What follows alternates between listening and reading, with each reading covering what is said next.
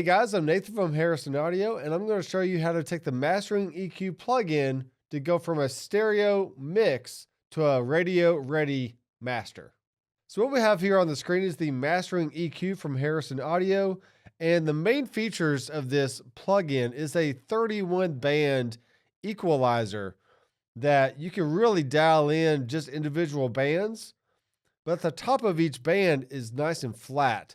So you get a very smooth response, and you can just simply take your mouse and you can draw in all kinds of curves, whatever you feel like it needs for that song. And it just works in a very musical way. So one really cool thing about the plugin is you can just right click and then drag across the line and it makes it all flat. Or if you have an EQ, you want to set back the default, just click the reset button up here and it just makes everything back to default.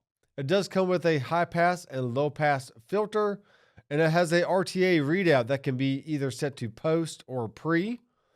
And you can set the decay time of the RTA and also the length. You can also change this from graph, scroll, or lightning. So we're going to leave it on graph for this demonstration. Now I do have a stereo mix here that I want to try to master and get it sounding a little bit better than it currently does. So let's go ahead and take a listen.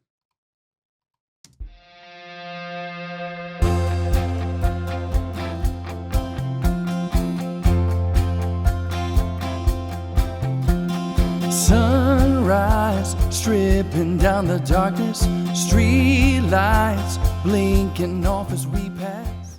So I want you to notice that the RTA is giving a nice readout so we can see where the energy of each band really lives. Then we can go in and shape the sound how we want.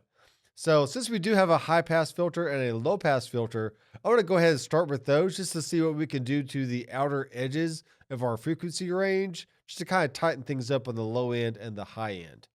We do have the option to have a 6 dB or 12 dB slope for the high pass and the low pass filters. I'm going to have it on 12 dB just to have a sharper curve.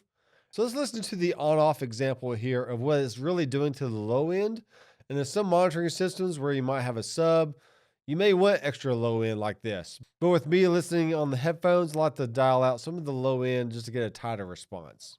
Another nameless town slipping under our wheels.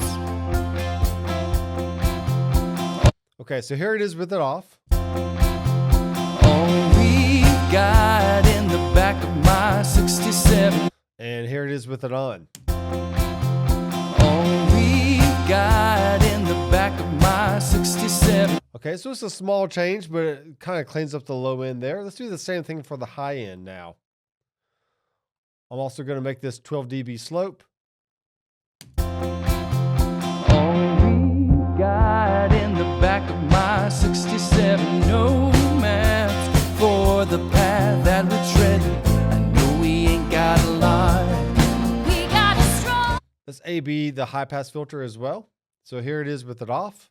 All we got in the back of my 67. No maps for the path that we tread. And here it is with it on. All we got in the back of my 67. No maps for the path that we tread. So it kind of smooths out the top end there. I hear a lot of crispiness in the cymbals and the hi-hat. So it just kind of rolls some of that off. So now I'm hearing some mid-range honkiness going on, especially in the vocals. So let's see if we can take some of that out. I'm just going to draw in from around 630 up to this 1K area here. All we got in the back of my 67. No maps for the path that we tread. Okay, good. Now let's bring in some of the brilliance back after cutting the high end, just by boosting a little bit of that 4 to 6K. It'll really help to bring out some of the vocals. All we got in the back of my 67. No maps for the path that we tread. Okay, let's do the same thing for the low end now, where the kick drum and the bass guitar live. Let's kind of accentuate that area. So let's go from around 80 to 100 hertz. Just give it a nice gentle boost. You can see how it kind of stays flat across the top when I boost those frequencies.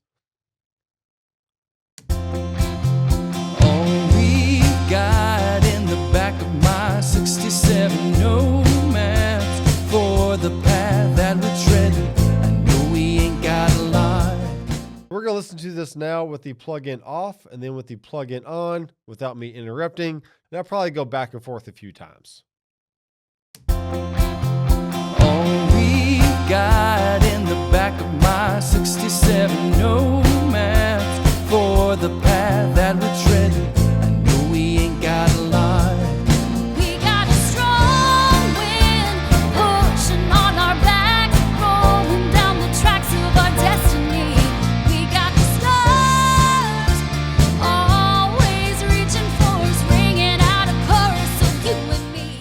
Wow. So that was a really great example of just how powerful this mastering EQ can be by sculpting the mid-range, knocking off some high and low end, and giving a nice gentle boost to the high and lows. So maybe the mid-range is a little too extreme, so I can probably stand to go maybe like that, and maybe just cut a little bit of that 400 hertz, but leaving alone more of the 630 to 800 range. So let's listen one more time. All we got in the back of my 67 Nomads for the path that we're treading. I know we ain't got a lot.